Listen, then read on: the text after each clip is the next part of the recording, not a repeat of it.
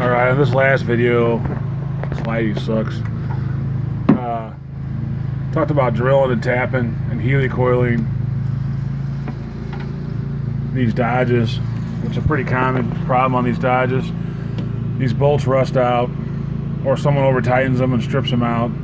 You can see on these, there's not much thread on these, so it doesn't take much to mess the threads up. And when this one came in, I guess someone had over tightened it before and just left it, so the caliper was loose. And of course, you know, here at Hoopties, we like to work on Hoopties, but we make sure that they're right when they leave. And in the last video, I had already drilled and tapped this hole, but I mistakenly thought the front helicoil set would work on the back, and it was actually too small. Now, if you don't do what I do and jump the gun, they actually sell a oversized kit that you could drive in there. It's got thread lock in it, and I guess it's got self-tapping threads. It's Dorman 13894 is the part number on it. So if you would have your Dodge Caravan or whatever with the rear caliper and it's stripped out, instead of putting a helicoil in, if you don't drill it out and it's still the factory size, you could theoretically put one of these in there and it should be fine. But since I had thought I had the right helicoil and already drilled and tapped out, I can't use that, it's too small. So anyway, I went and got the right helicoil kit from back here, and that's this is actually a Stanley kit, and the part number is, man, the lighting sucks back here. Part number is 5546-9. That should work with the rear, probably most of the Mopars. Now, I've already drilled the hole out. It's a 3/8 hole, and I got the rotor off. You know, some of these you may not be able to do this, because if you can't get access to this, then you can't do it, which means replacing this whole entire hub assembly. But we got access to it. Take the rotor off, you got real good access to it. I know on the Jeep Cherokees and stuff, I've done a bunch of them, and there's pretty good access on those. So I already got the hole drilled and tapped out. Sorry for the lighting on this. Now I'm gonna install the helicoil. And what you do is you put the helicoil on, and you make sure this tab on the helicoil is facing outward of the tool. That's a stopper on there. It actually stops it from the tool from going past the helicoil when you put it in. So what I'll do is I'll just screw this in from behind. And you don't want the helicoil to be flush. You don't want to come all the way back. You know, you don't want to go past, you don't want it out here like this. You want it to be flush on this end. Alright, so I went ahead and turned that in. I turned it in by, you can turn them in by hand usually. You can use a T-handle tool, but on these you can usually turn them in by hand. And it's about where you want it. It's flush on the inside, the side that the caliper pin actually goes into.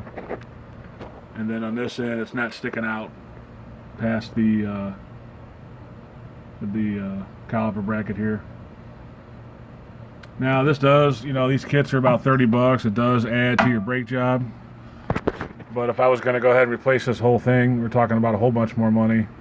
So this is a cheaper and easier alternative, and it's a permanent fix. Once that helicoil is in there, it's permanent.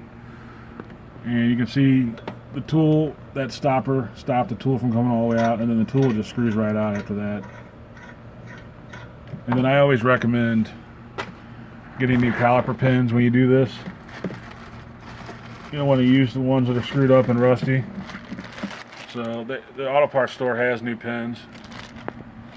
And like I said, it makes the brake job a little more pricey, but it's a lot better than the caliper flopping around back here when you're hitting the brake or whatever, causing a safety issue. So just fix it right and make sure that it's tight before you ship it out the door. Or if you're even doing your own car, you don't want to be having loose calipers on your cars. I've seen it before. Cars come in with the same exact problem. Someone before me decided not to fix it and just let the caliper lay loose in here And you can get away with that, I guess. It's fine if you might be able to get away with it, but I don't suggest you do it. You want your caliper to be attached firmly to your bracket so that when you hit the brakes, you know they're going to be there. And now you'll see with that new Helicoil, it tightened down just like normal. Tight.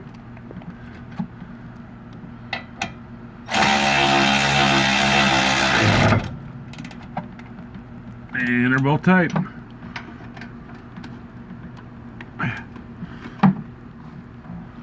So sometimes these, brake job, relatively easy job, especially if you've been doing it as long as I have, can turn into a little more than that.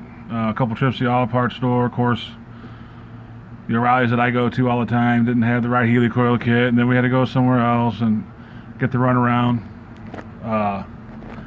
But regardless, it's fixed right, and we're not replacing this whole entire bracket here, which, if you bought it new, would be probably $200-300 or more. I mean, we would probably go to the junkyard and get something like that, but regardless, saved ourselves a trip to the junkyard, saved ourselves a trip of having to get this off at the junkyard and then bring it here and put it all back on. This brake job is going to cost more money than it should have. It probably should have been fixed the last time that when it was worked on, but it wasn't. But we got it fixed this time. It's right. The caliper's on here solid. Before I could just take this whole caliper and move it up and down.